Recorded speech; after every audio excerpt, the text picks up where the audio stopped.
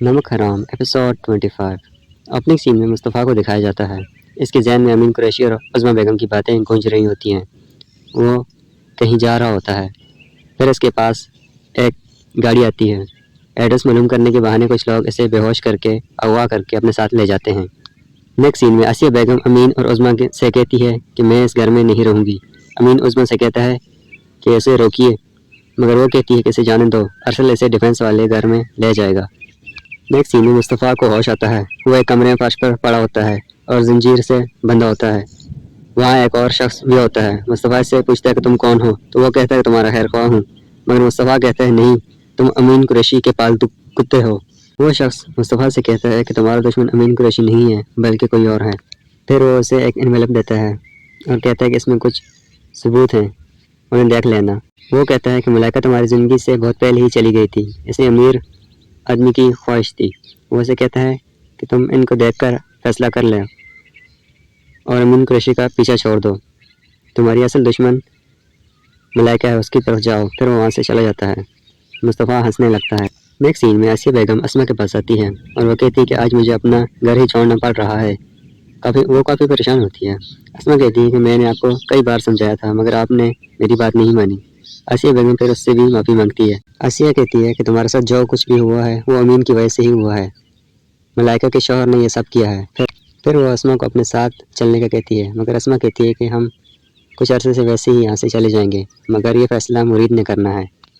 مصطفیٰ envelope میں سے تصاویر کو دیکھتا ہے، اس میں ملائکہ کئی لوگوں کے ساتھ ہوتی ہے۔ مصطفیٰ یہ سب دیکھ کر بہت سیڈ ہوتا ہے۔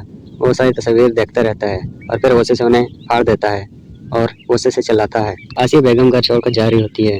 ایمن اور ارسل بھی اس کے ساتھ ہوتے ہیں۔ مرید سٹیئرز میں بیٹھا یہ سب دیکھ رہا ہوتا ہے۔ نیکسٹ سین میں وہ آدمی پھر مصطفیٰ کے پاس آتا ہے اور کہتا ہے کہ تمہارا فیصلہ کیا ہے؟ مصطفیٰ کہتا ہے کہ میں ملائکہ سے اپنا بدلہ لوں گا مگر امین کو بھی نہیں چھوڑوں گا۔ وہ آدمی اس سے کہتا ہے کہ تم اسی صورت اس قید سے رہا ہو سکتے ہو کہ تم وعدہ کرو کہ تم امین کے پیچھے نہیں جاؤ گے بلکہ ملائکہ سے بدلہ لو گے، میں تمہاری ہیلپ بھی کروں گا۔ مصطفیٰ نہیں مانتا تو وہ کہتا ہے کہ ٹھیک ہے، کل میرے آدمی تمہیں ٹھکانے لگا دیں گے، یہ تمہاری آخری رات ہے۔ مصطفیٰ کہتا ہے دیکھتے ہیں کل کون جیے گا۔ امین کافی فکر مند ہوتا ہے، وہ ملائکہ اور مصطفیٰ کے بارے میں سوچ رہا ہوتا ہے۔ نیکسٹ سین میں مرید کو ایک کال آتی ہے اور وہ کہتا ہے کہ مجھے لوکیشن بھیجو۔ دوسری طرف ارسل پھر فون پر کسی سے بات کر رہا ہوتا ہے۔ وہ کہتا ہے کہ تم نے اپنا کام کر دیا، اب باقی کا کام مجھ پر چھوڑ دو۔ نیکسٹ سین میں ارسل مرید کا پیچھا کرتا ہے۔ مرید ایک گھر کی طرف جا رہا ہوتا ہے، ارسل بھی اس کے پیچھے ہوتا ہے۔ پھر وہ پولیس کو کال کرتا ہے اور اس لوکیشن پر جلد پہنچنے کا کہتا ہے۔ ارسل کہتا ہے کہ اس بار مرید کو کوئی نہیں بچا سکتا۔ مرید اس گھر میں داخل ہوتا ہے اور دو افراد کو گولیاں مارتا ہے۔ پھر وہ دوسرے کمرے میں چلا جاتا ہے، وہاں مصطفیٰ ہوتا ہے۔ وہ اسے دیکھ کر خوش ہوتا ہے اور کہتا ہے کہ مجھے یقین تھا کہ تم میری مدد کے لیے ضرور آؤ گے۔ مرید اس کی زنجیریں کھول دیتا ہے، پھر وہاں پولیس آ جاتی ہے۔ ارسل پولیس کو کہتا ہے کہ مرید اندر ہے۔ پولیس والا کہتا ہے کہ مجھے آپ کی بات پر یقین نہیں ہے لیکن ہم پھر بھی اپنی کارروائی کریں گے۔ مرید اور مصطفیٰ اندر ہی ہوتے ہیں۔ پولیس کی سائرن سن کر وہ چونک جاتے ہیں۔ مرید لاؤڈ اسپیکر پر کہتا ہے اگر کسی نے گھر میں گھسنے کی کوشش کی تو میں خود کو اور یہاں موجود قیدی کو شوٹ کر دوں گا۔ پولیس افسر کہتا ہے کہ تم کوئی بھی ہو ایسی حرکت مت کرنا، پولیس چاروں طرف موجود ہے۔ وہ کہتے ہیں کہ اپنے آپ کو پولیس کے حوالے کر دو، تمہارے ساتھ بھرپور انصاف ہوگا۔ پھر پولیس افسر اسے 1 منٹ کی مہلت دیتا ہے اور کہتا ہے کہ تم باہر آ جاؤ ورنہ ہم کارروائی کریں گے۔